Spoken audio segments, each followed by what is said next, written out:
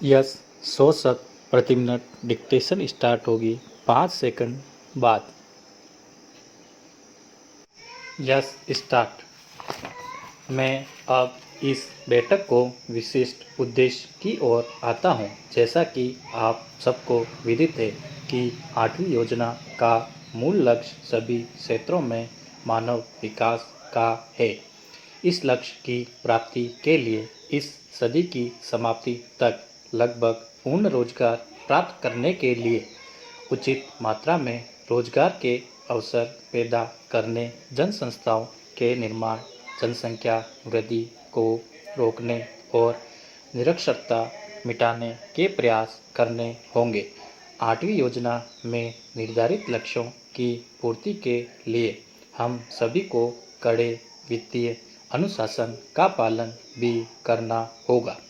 इन सब बातों को ध्यान में रखते हुए परिषद ने दिसंबर 1991 को हुई अपनी 43वीं बैठक में मितव्ययिता, रोजगार, जनसंख्या साक्षरता और सूक्ष्म स्तरीय नियोजन पर समितियां गठित करने का निर्णय किया था। मितव्ययिता समिति की रिपोर्ट गत वर्ष बांटी गई थी। पिछले सितंबर में इस रिपोर्ट पर चर्चा होनी थी, परंतु कई कारणों से यह बैठक ही रद्द करनी पड़ी।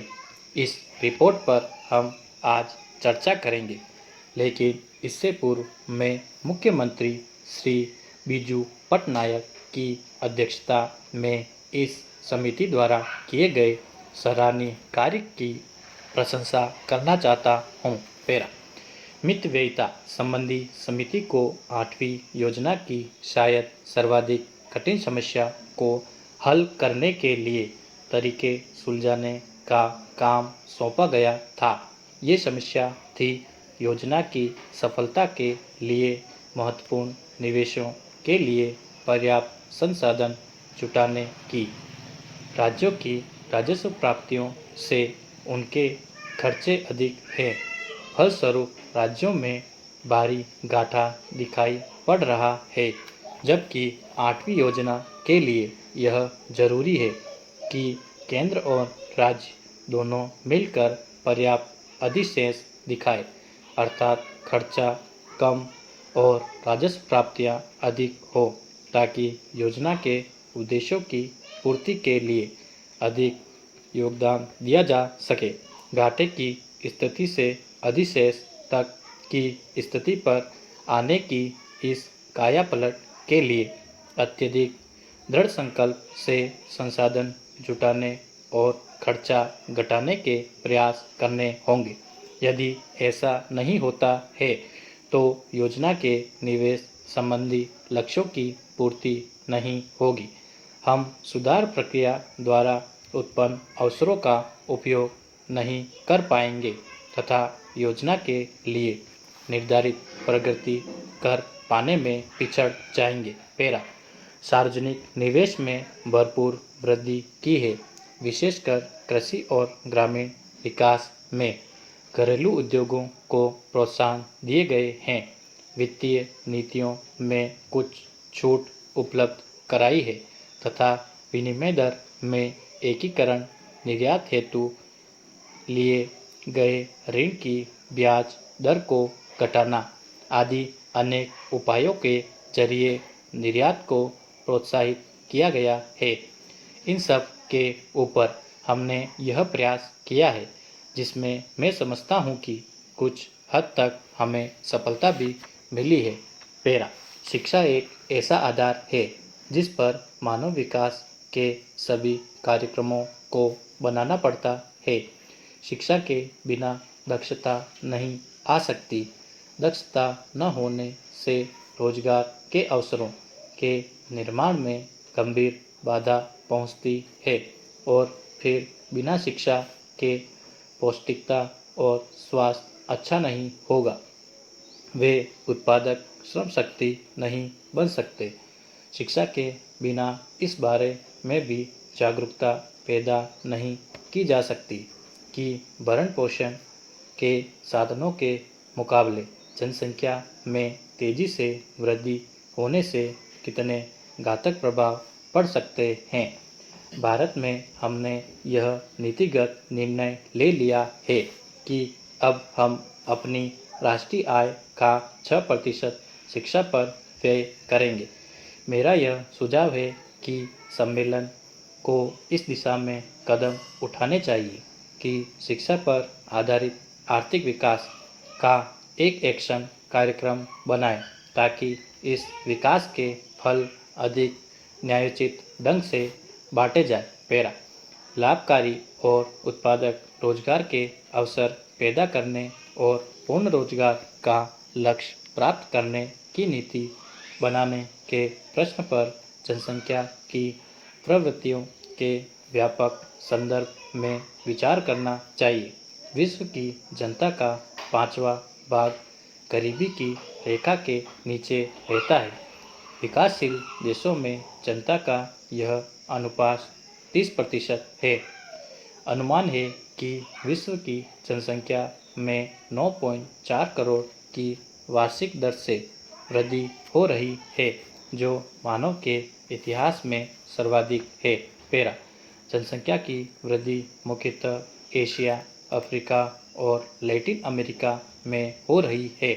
श्रमिकों की संख्या में वृद्धि जनसंख्या में वृद्धि से प्रभावित होती है, इसलिए रोजगार की नीतियां और जनसंख्या पर नियंत्रण की नीतियां साथ साथ चलनी चाहिए। प्रजनन दरों को कम करना होगा, जैसा कि मैंने अभी कहा है। इसके लिए शिक्षा और जागरूकता पैदा करने की जरूरत है।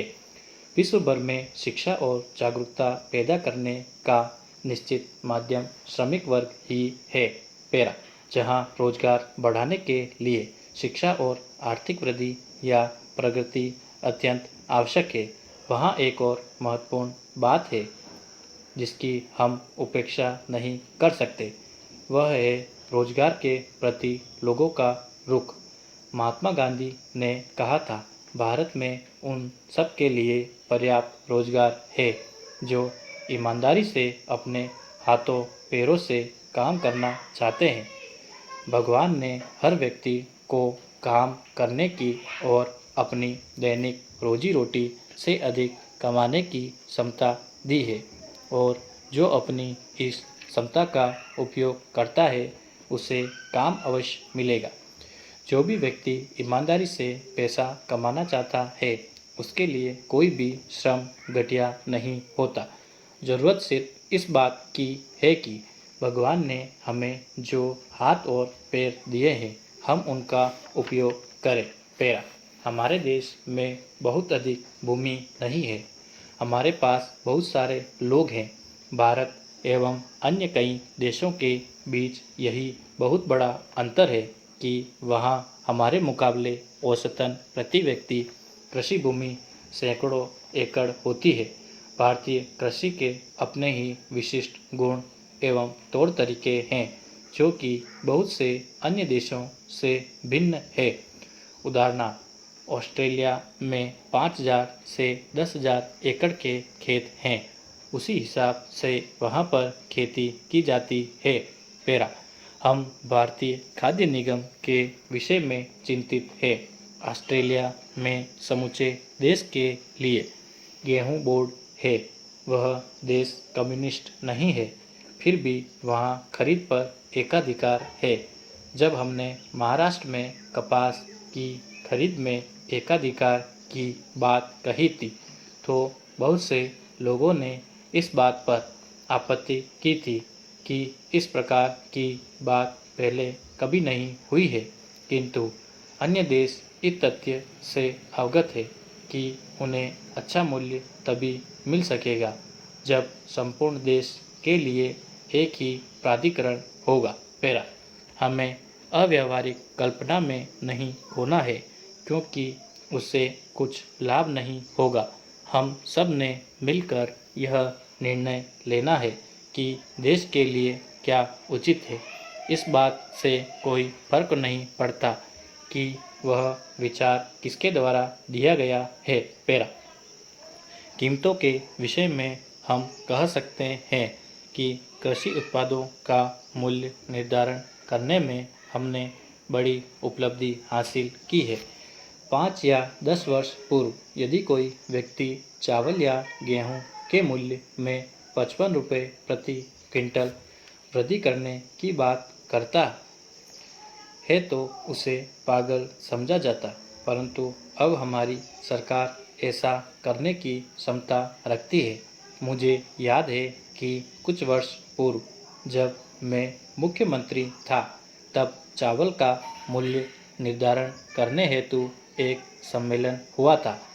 हमें प्रसन्नता थी कि उस सम्मेलन के अंत में मूल्य को 1 रुपया बढ़ा देने पर सहमति हो गई थी, किंतु उसी दिन दोपहर में प्रधानमंत्री ने बुलाया और कहा कि इस प्रकार की वृद्धि से अन्य वस्तुओं की कीमत पर प्रतिकूल प्रभाव पड़ेगा, अतः 1 रुपया मूल्य वृद्धि संभव नहीं होगी।